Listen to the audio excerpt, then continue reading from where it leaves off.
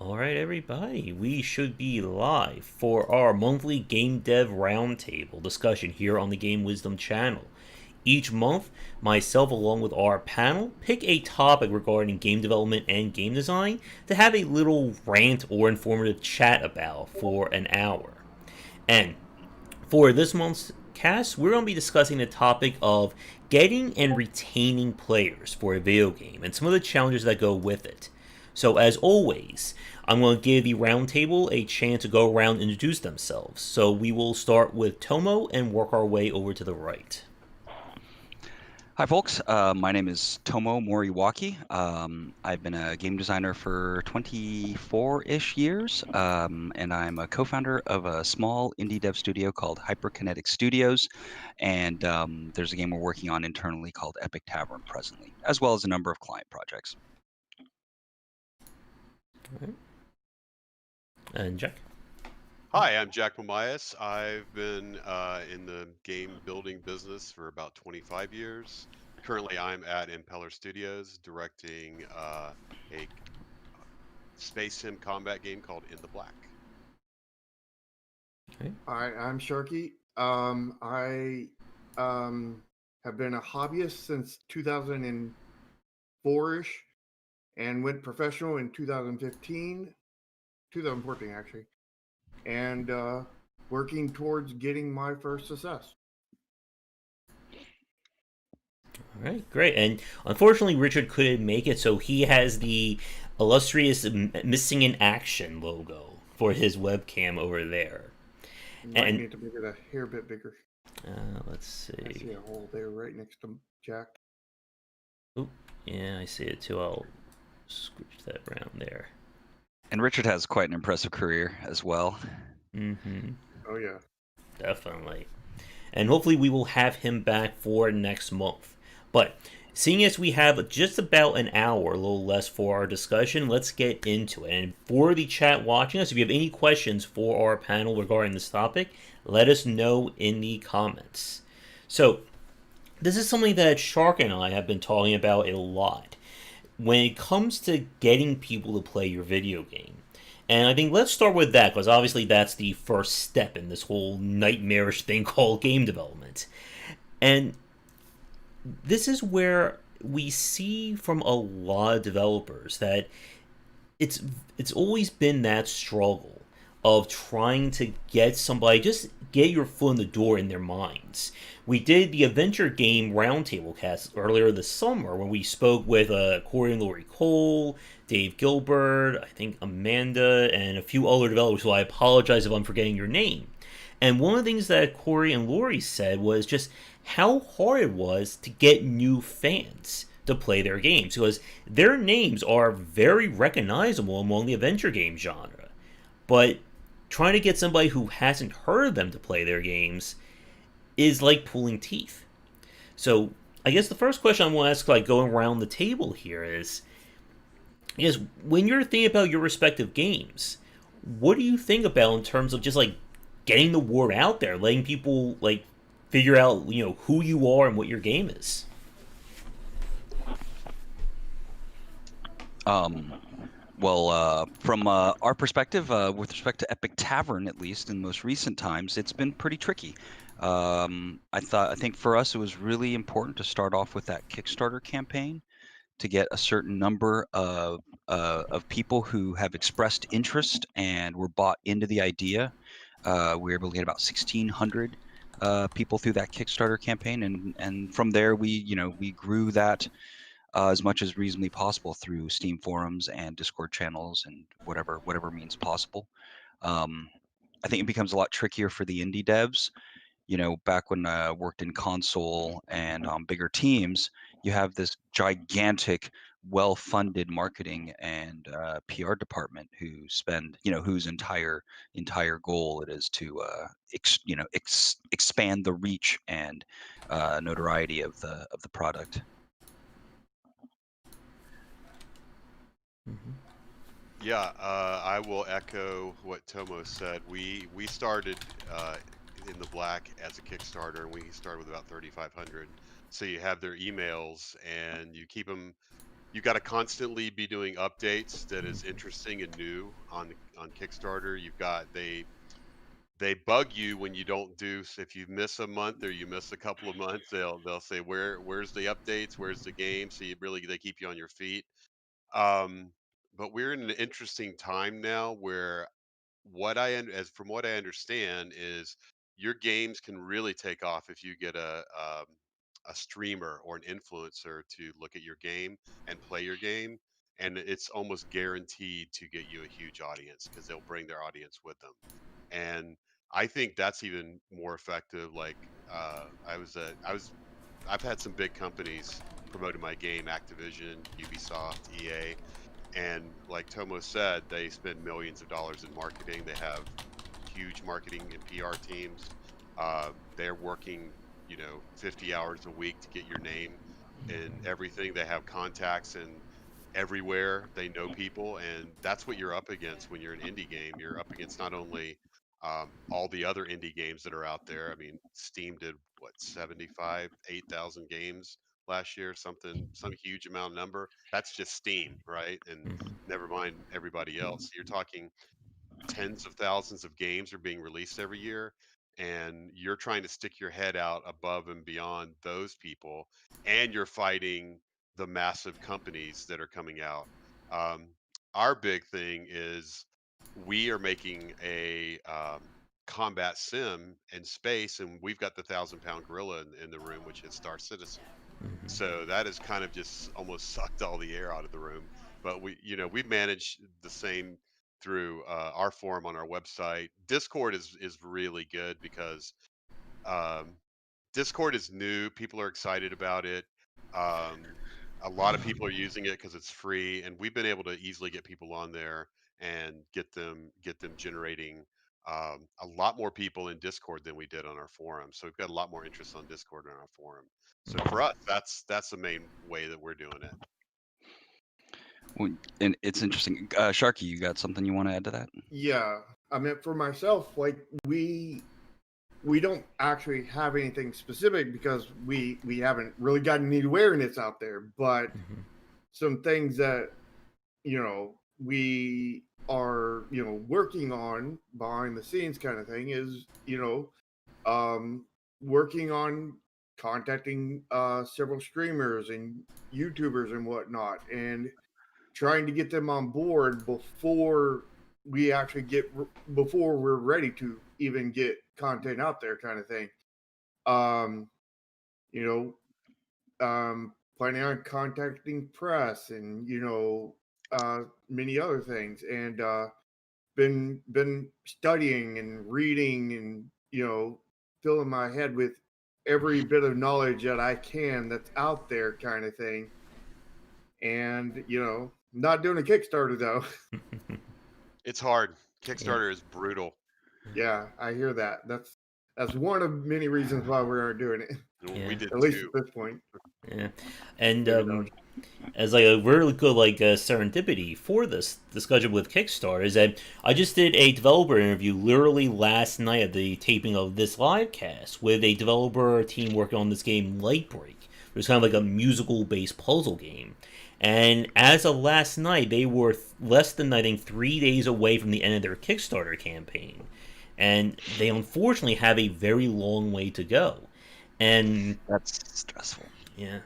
It's really bad. Third. You're just refreshing that page. That page. It's the nightmares I had. And again, it runs into that situation. Like, the team seems to be relatively new. And a part of me just wonders about, they waited until, the less than a week before the Kickstarter ended before they actually got in touch with me. And I just wonder, did they do something similar with other people when it came to marketing and press?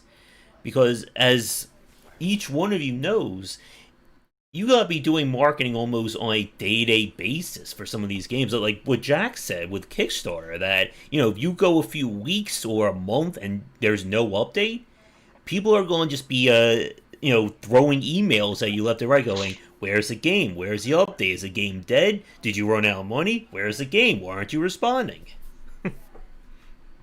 Well, I think something that's really important, if there's anyone in the audience that's thinking about kind of embarking on any of these efforts, there's a great deal of research that you have to do, or else you set yourself up to make mistakes that are very difficult to figure out on the way through organically or normally.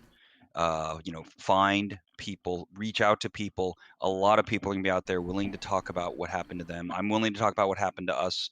We did a lot of research, and it was really essential. It helped us avoid many minefields. Many of the mines in the minefield. There are so many things that we could have an entire conversation about just Kickstarter. And there's, there are experts you can hire and pay for Kickstarter related stuff too. That's true. We did 2 Kickstarters for our project. The first one we asked for $250 and we got $225. So that was unbelievably painful. It was unbelievably painful. And the work we did to make that work, and the thing is, we learned a lot about that. So we said, okay, we're going to relaunch and we're going to ask for less. So we asked for $150 the second time. We got $170. So so we made it, which was good, because you definitely don't want to fail the Kickstarter, because a lot of people would just give up. A lot of people would give up if they didn't get it. But we had worked too hard on the project to just give up, so we weren't going to do that. We'll keep going. And even though the work involved, because you can get a lot of work up, and as soon as you put it up, you almost daily have to have new things going up. So you're talking about 30 days of providing new content. So you almost, if we did it again, I definitely would have the 30 days of content planned out ahead of time instead of trying to do it on the fly, because that was very difficult. But Kickstarter is not the end all be all. I mean, we had the 3,500 customers, but a very small fraction of those people are actually engaging with us. So we don't know if they we sent keys to a lot of them, and only a small percentage even just opened the keys at all. So they didn't even know if the game is good or not. So they may have just said, okay, oh, that looks cool. Let me give some money to it. Maybe they're not even gamers. Maybe they don't have a PC that can run it. They just were excited about it. So they're not guaranteed to be your audience.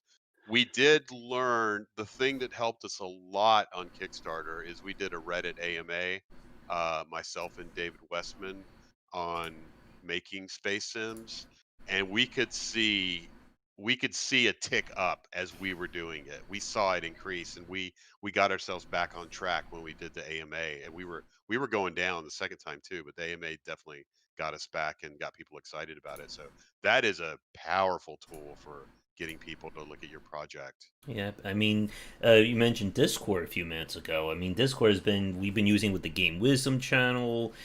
Shark, you have one for Nexus Games as well, and I know obviously Tomo with epictavern, and we are seeing, I think probably like one of the first big lessons, of course, is that you need to, engage and cultivate a community of people pretty much as early as you can. Not just with Kickstarter, but just like with these games in general, because you need those people to kind of do the legwork for you. And like I said, like Darkest Dungeon for me is probably one of the quintessential examples, just all the way around in terms of marketing, Kickstarter, and early access. Like, I had no idea about that game at all until one of my friends posted about it. And the only reason they knew about it was because one of their friends, linked them to, concept art that they were putting out like 6 months before the game came out. And again, it's always that mystery of you never know, who is going to get your game out there. Everyone loves to just say, and again, Shark and I, we joke about this a lot, just get PewDiePie to play your game, it'll be a guarantee. Even that's not true anymore. You don't get him or people or Ninja or people like that. You can contact them. They're all sponsored streamers now. They all get paid for everything they do. Oh, yes. You do not get them for free, and they get paid a lot.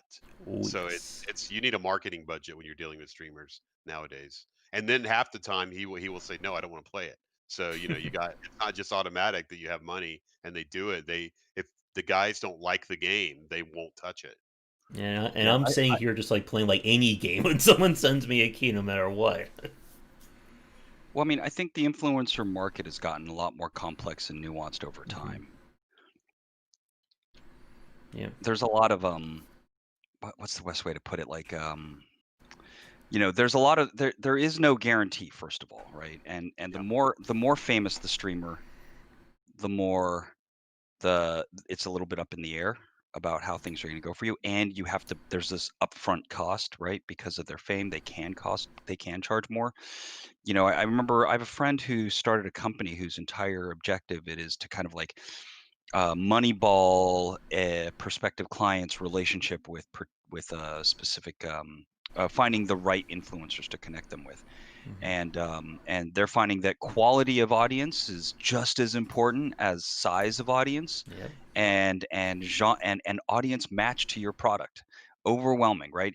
And what's funny is if you knew who the streamers were, right? The 50K to 100K user streamers that just happened that would love your game, that means their audience would love your game too. It's just knowing that it requires you to know an overwhelming, an unknowable amount of information, which might change overnight. I Yep. wonder if you could design a game that the influencer would like and their audience would like, and build the game based on what the influencer wants, right? So you're like, okay, I know they like this. This is a check mark of all the things that we should do, and let's make a game that they're going to really like, and you just market it towards them. I mean, I wonder if that would work. Maybe. I think we've seen like developers attempt that, like all like the very like meme worthy games that have came out in like the last 3-4 years, like that really build around YouTuber reaction, even stuff I would say like as simple as YouTube, or I think more specifically like Twitch integration has been, I think, really big in that front.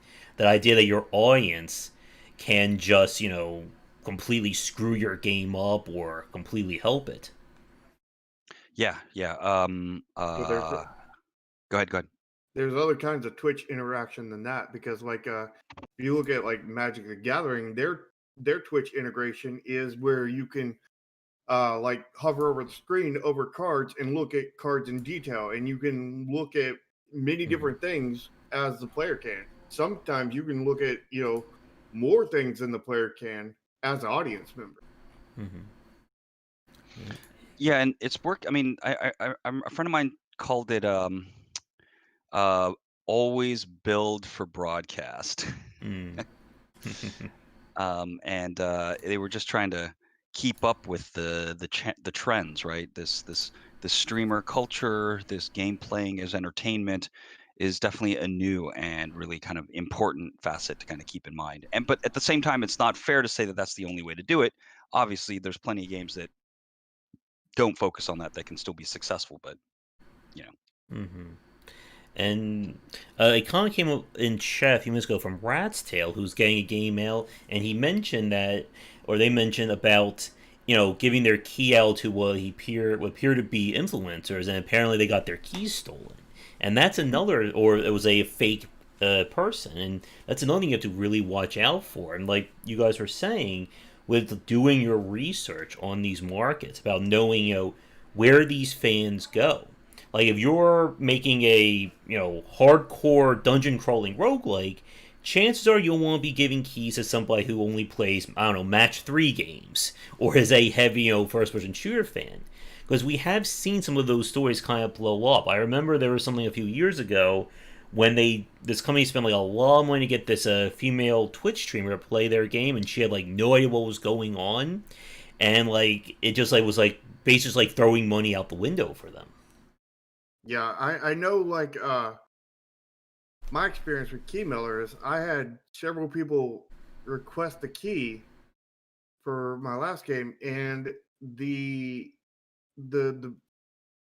like, it was weird because like I had made a tactical RPG, and several of these people, I looked at their channels, and they played nothing but first person shooters on their channel. It's like, okay, either they're just getting this for their own collection, they're getting this key to flip, or they're, I don't know what's going to happen if they decide to stream the game. It's probably not anything good. And I guess that actually brings up an interesting question. I want to kind of ask the roundtable, maybe get some of the people watching as well. That we always talk about, like there's no such thing as bad publicity for a game, or bad publicity in general. But Do you think when it comes to like video games, especially when we talk about either niche or very unique games, that you do have to be very mindful that yes, it would be great if PewDiePie, Markiplier, Doctor Disrespect would play my game, but if they have no idea what this game is or they never play anything like it, is that really helping me as much as it should or as it could? Not if they don't have a good time playing it. Yeah. And not if their audience isn't going to be interested in the game. That's the business end of that chain. If the audience for a particular streamer isn't going to see your game and immediately, and going to connect with it, then you're not going to get whatever you're putting into that, even if it's a lot of potential viewers. To be fair, you get PewDiePie to play your game, there's so many viewers that you can expect to get some kind of a bump of some sort. But it might be, it's like everything.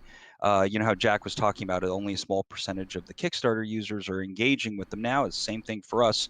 Sometimes the effort you're making is like spraying a fire hose at a straw 10 feet away and trying to collect water.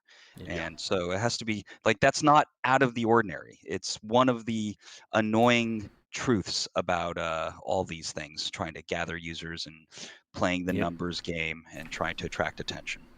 Well, We I'm studied. unsure about Go that ahead. bump. Go ahead.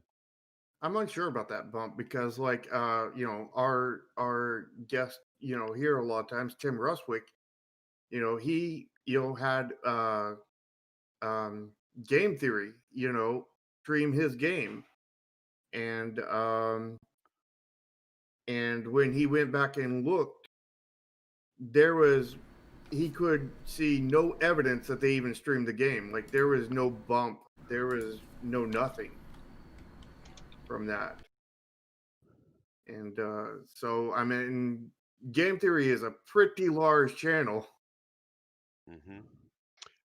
What we did, my partner and founder of the company, Edmar, he's really big at studying other success stories and sitting down with the team and looking at them and talking about them.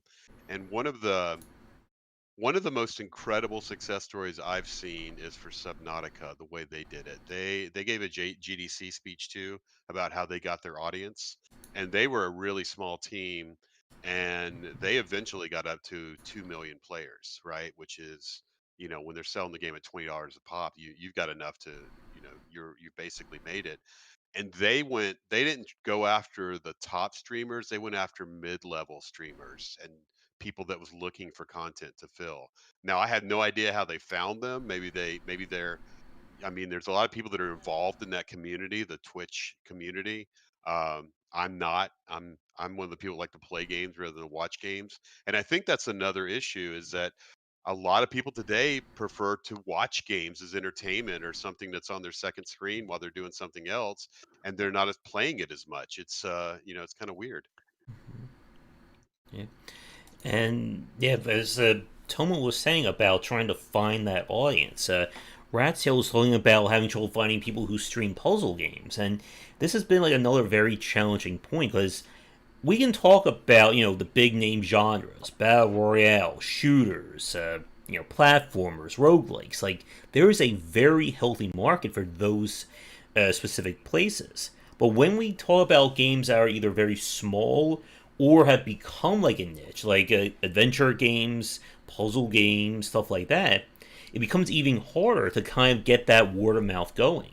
But obviously, some people will argue, that you have to go find audiences on Reddit or Facebook or places like that. But even that can be a stretch if you have no idea where to start looking.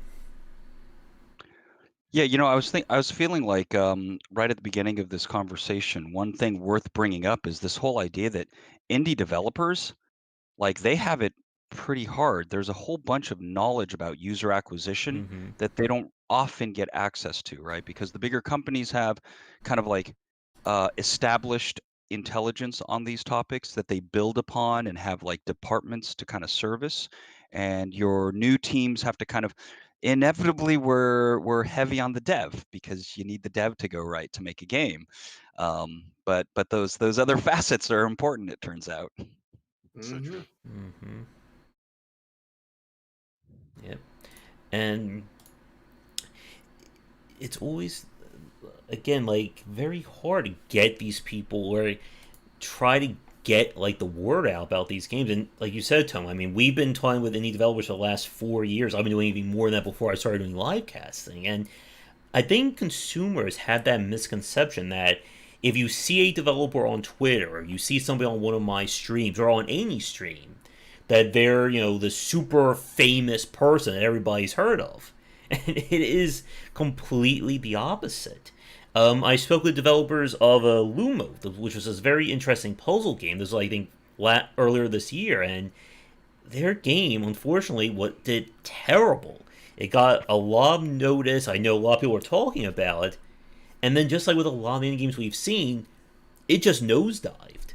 And I think what you said also is very important, that there is a lot that goes into, running a game studio that I think a lot of people don't really think about. As we've said, doing market research, making sure you have PR and social media in place. Just, again, stuff that, major companies and businesses, this stuff they teach very early on in those classes.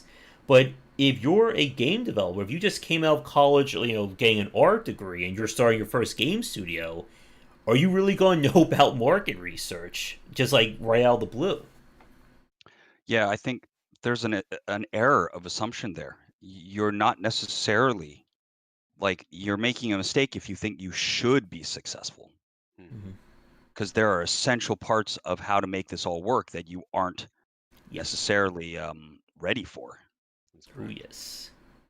We've said this many times that many games sink because of the stuff the developer doesn't know more than the stuff that they do know. And I mean, Shark, how many times have we had that conversation on the live show about all those little mistakes that just add up, and then it becomes a case of it's not a case of how did this game not succeed, it's how could this game even have a chance at succeeding.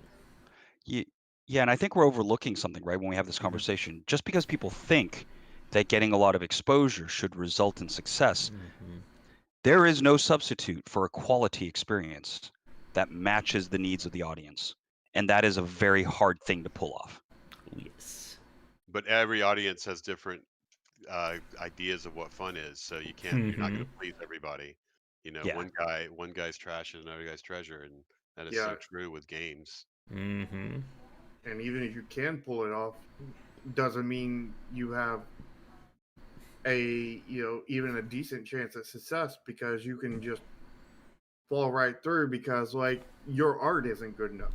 You know, Mm-hmm. you can fall right through because even if you did do all these things, you got the whole marketing side, that nobody even knows it exists, kind of thing. And it's not a case of you build it and they will come, Yeah, despite that movie. you've got to get a buzz for your game. You've got to have a reason for it to stand out above the crowd. There's got to be something about it that gets Mm-hmm. people talking about it, something interesting or something. You're not going to sell a battle royale game nowadays if you're just starting in the game. You've got to, because Mm-hmm. there's too much out there. You've got to get something out there that makes it unique, that gives you a USP, unique selling point, Mm-hmm. and then you've got to find a way to get a buzz about that. So, there's a lot of ways to do it, but I think that's more or less what I learned when I was working with a lot of my marketing friends at Activision is they went for that buzz. That's what, they would do anything. And it was a lot easier back then in the 90s because there was all the buzz was created through magazines. There was PC Gamer and Mm-hmm. PC Games, and that's where like all of the marketing dollar went. There was no spin.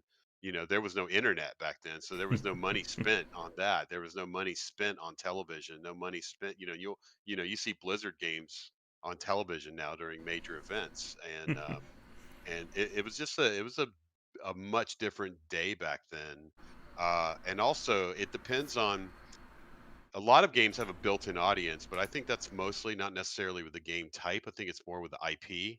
And if you're putting a Warhammer game out, there's going to be Warhammer players. There's going to be Warhammer people that come basically look at your game. If you're doing a Spider-Man game, you're going to get people that love Spider-Man. They're going to look at your game, they're going to follow your game, and every impression they get of it, it's going to Mm-hmm. draw them into purchasing it.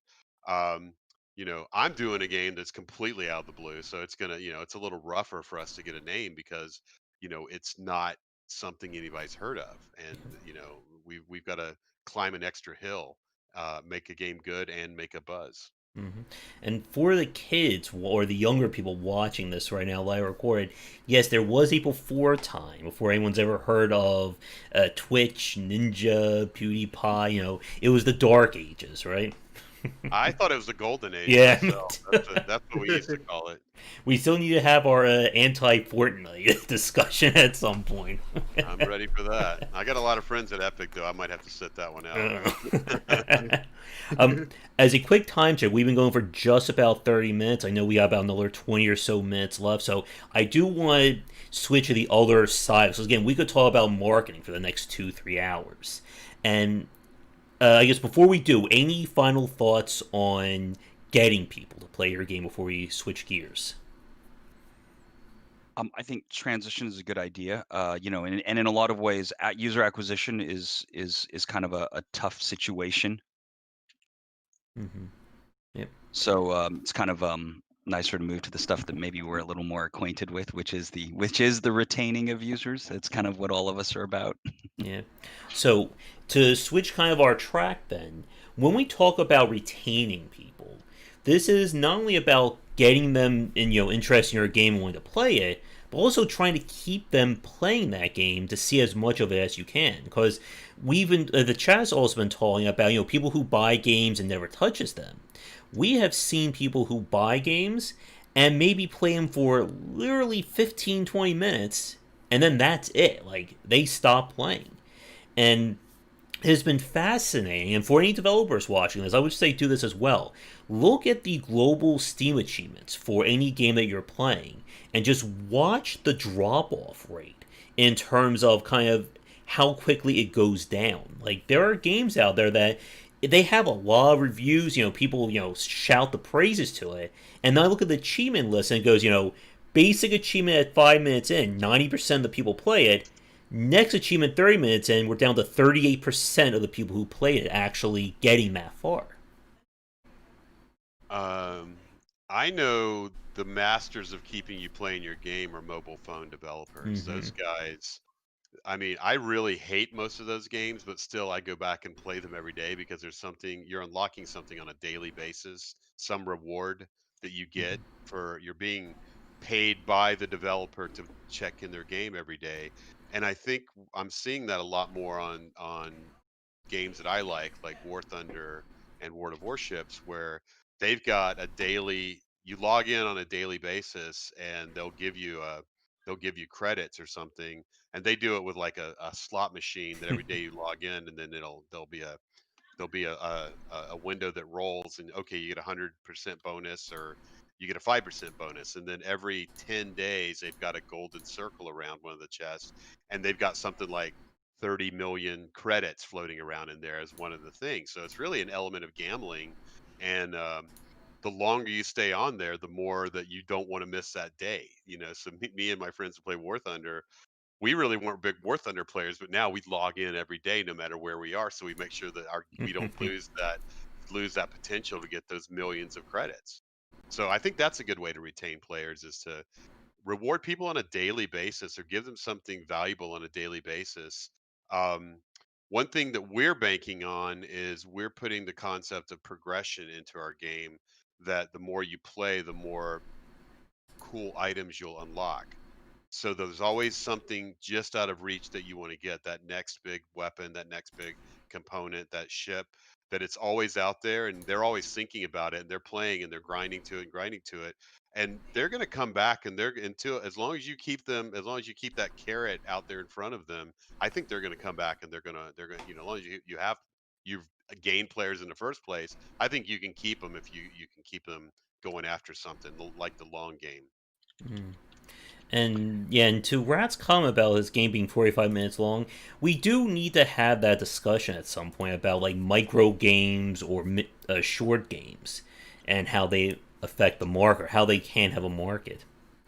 But yeah, to Jack's point there, yeah, I mean, mobile games, they are exploitive, they can be manipulative, but they know human psychology really well in terms of keeping somebody engaged in them. And I mean, that's pretty much where the whole kind of live service model has really thrived in the last 10 years. I've been watching people who play, the new Madden and the new, NBA game. And like every week they're putting out a new set of cards. Every week there's a new little challenge. There's new seasons. There's new rewards. And again, like this stuff, it works. It is that carrot on the end of the stick that keeps people coming back. And for the games that can make it work, it's why that market is so lucrative for them. Yeah, but I think you've got more marketing people working on the game than Yep. game devs at this point, right? So they're studying Skinner and what are the psychological impacts of the game, and they're going into a deeper.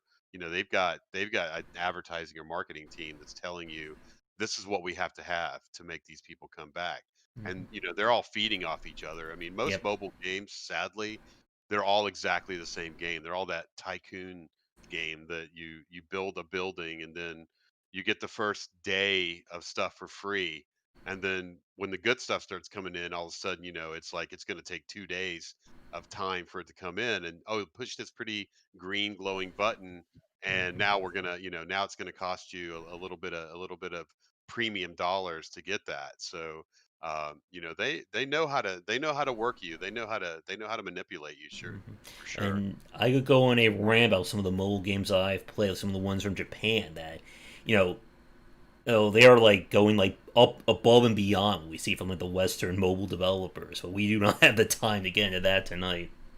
You still gotta give Raid a try. I did download it. I played for like 3 minutes so far. So, with respect to retention in general, obviously the mobile games business side of things have kind of shown us some important lessons, right? Showed us kind of how it's not totally obvious what can hold the attention or attract the attention, or sometimes it's simpler than we think, et cetera, et cetera.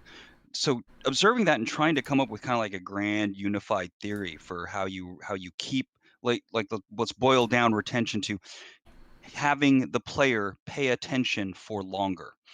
The theory goes that players want to turn uncertainty into certainty, that there are unknowns in the experience.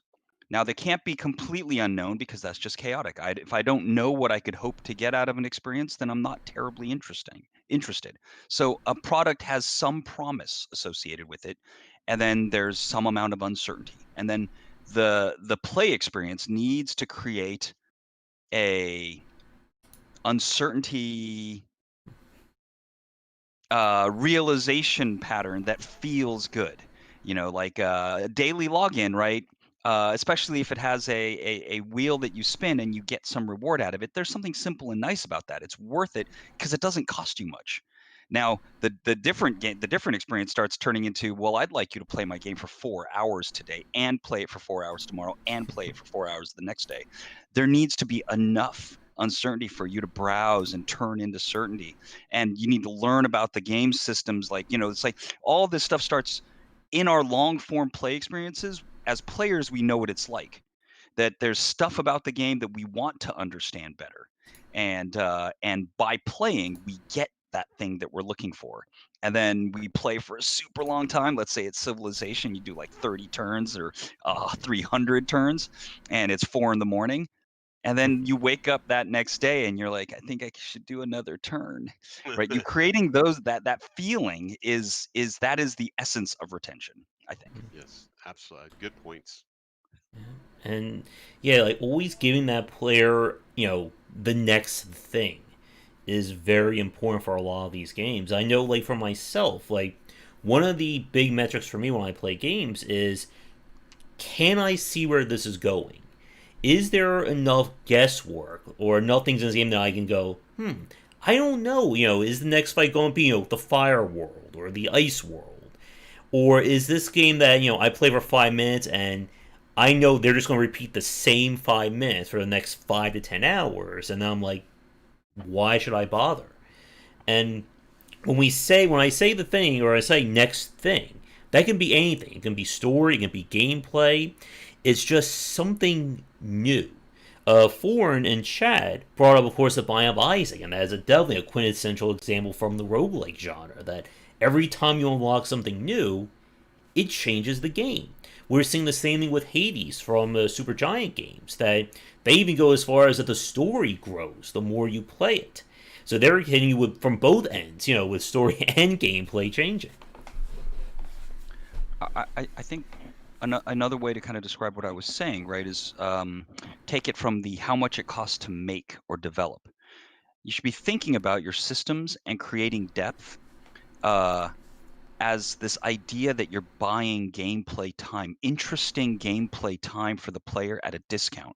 By having complexity in your system, you're theoretically, the idea is create complexity so that your internally consistent system can support more engagement from the player. And really, that's a complicated way, or kind of like a modern businessy way to say that the puzzle has stuff that you can still discover. Yeah, I think there's a different kind of point. This isn't necessarily how to keep retention kind of thing, but it's how to not lose it kind of thing. And that's by reducing pain points through UI and UX design, because if you're giving players a bad experience through that, there's no way they're going to stay. Not unless they're an absolute masochist that, likes bad UI and UX. I don't know. War Thunder's got the worst UI I've ever had played in my life, and I still play it every day. So that's something to be said about the game itself, the moment-to-moment experience of the game. If you have that, you've got it. If you've got something that every moment they play it, it's enjoyable. I think because you have to slog through some bad UI to play War Thunder, and to really, I've been playing it for a year and I still don't know what I'm doing in the game. That's not a joke. That's real. I have a theory about that, actually, is that PC hardcore free to play exposes a truth that is, if you can support a lot of that, if you have the subtlety and the nuance and the long-term play experience in your gameplay, that it'll attract players that are willing to overcome crappy UI to play it. Yeah, if the grind is good. And so what you find is like games like Warframe, or, well, if you guys remember way back in the day, kind of at the beginning of PC free to play, there was a game like Nexon made a lot of those games, and there was a game called Combat Arms. Anyone who's watching right now, I challenge you to download and play Combat Arms and time how long it takes for you to get in your first match. It takes a long time because it's so opaque. The UI is so difficult to understand, and yet it makes a lot of money because those that stick with it and play for a very long time. And something about monetization, if you can engage a player long enough, it becomes almost a foregone conclusion that you can monetize them. And you know the feeling yourself. If a game gives you like 100 hours of enjoyment, I mean, at least I know I am. I'm very willing to give them money. I just spent $20 in League of Legends today. Nice. They deserve my money. That is a good game. That is a really, really great game. That's amazing, and I don't mind giving. I probably given them, $150 over the 6 years I've been playing it, and they deserve it. I mean, I would feel guilty if I didn't give them money. Yeah, I know that feeling. Yeah, and that's something a lot of developers try to really cultivate in their fan bases, and it can all times be very hard to do that.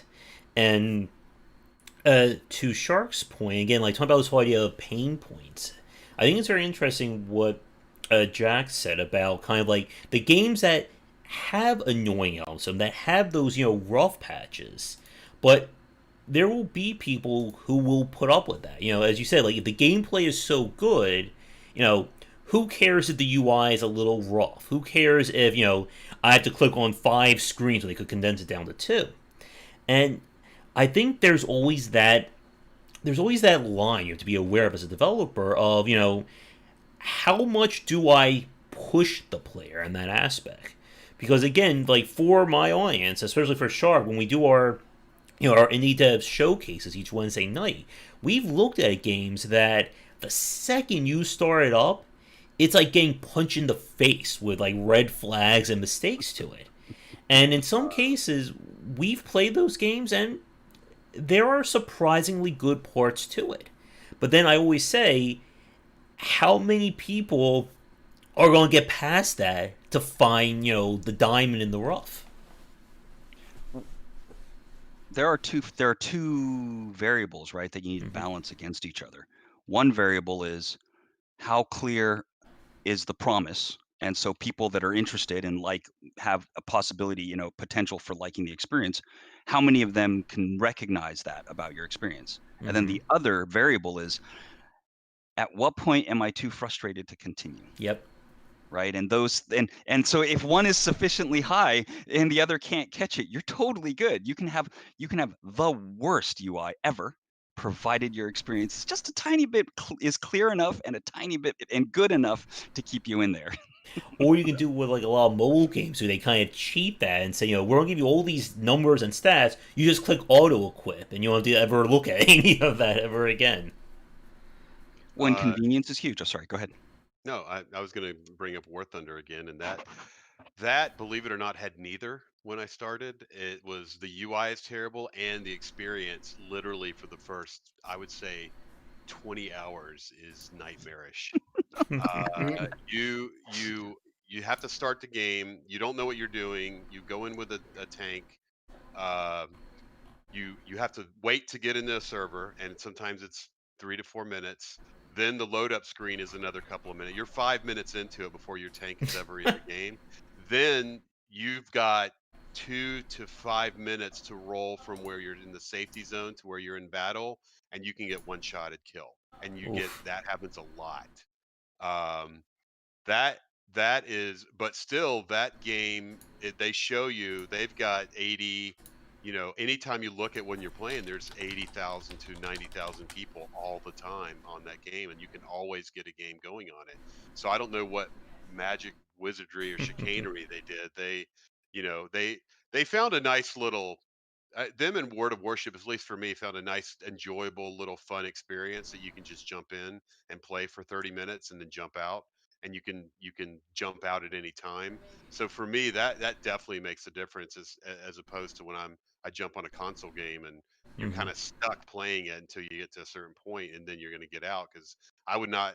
Sometimes I got to drag myself back to finish console games where I'm happy to jump into League of Legends or War Thunder every day. Yeah. But traditionally, it takes about 5-10 minutes just to start the console. Yeah. Definitely. And as a quick time check, we are knocking on 8:30, so I think we'll, again, with everyone having schedules, yeah, exactly. We'll be wrapping this up in the next 5 or 6 minutes, so this is officially the last question alert for the chat. So if you have any for the panel, please get them in now. But somebody, I know there's been discussions about that Among Us game that just recently got like a huge boost, and I'm surprised. Like, people are saying that this game's been out for a few years, and now it just seems to be, growing in popularity. And I think there's definitely a discussion about that with kind of games getting that second life that I don't know if we really have like the time to get into tonight, unfortunately. A lot of YouTubers picked it up all at the same time. I know, like PewDiePie, Markiplier, Jacksepticeye, and all this stuff are all playing together in one match, kind of thing. So they're all feeding into each other, which is just causing this, and there's tons of others in there with them, and they're just, this mass conglomerate, probably like, what is that? Probably over half of YouTube. Crazy. Yeah. Well, I think that Fortnite kind of fits in this model as well, right? It's a game that was out and it was the wrong shape at first, and it wasn't interesting to the audience. And then but it was in a position to be modified in a minor way to match the shape that it needed to be. I think there was something similar that happened with, was it Subnautica is the game that eventually made the choice to go to survival game, and then that really helped its user base kind of grow very quickly after that. Was Yeah. it Subnautica or was it no? It's the other water one. Was it the other water one? Hmm. Oh man, I get them mixed up. What's the other water one? I don't know. Yeah, I I don't didn't know play what that. the other Abzu. water one is. Abzu. It must have been Subnautica, right? Not Abzu. Yeah, Uh-huh.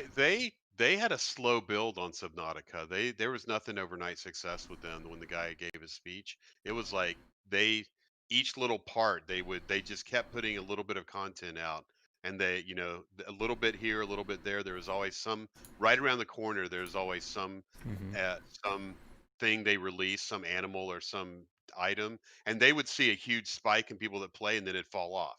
So they just made sure that they had when the fall off was, that's when they put out the new thing. So And I am gonna have to go very soon. yeah.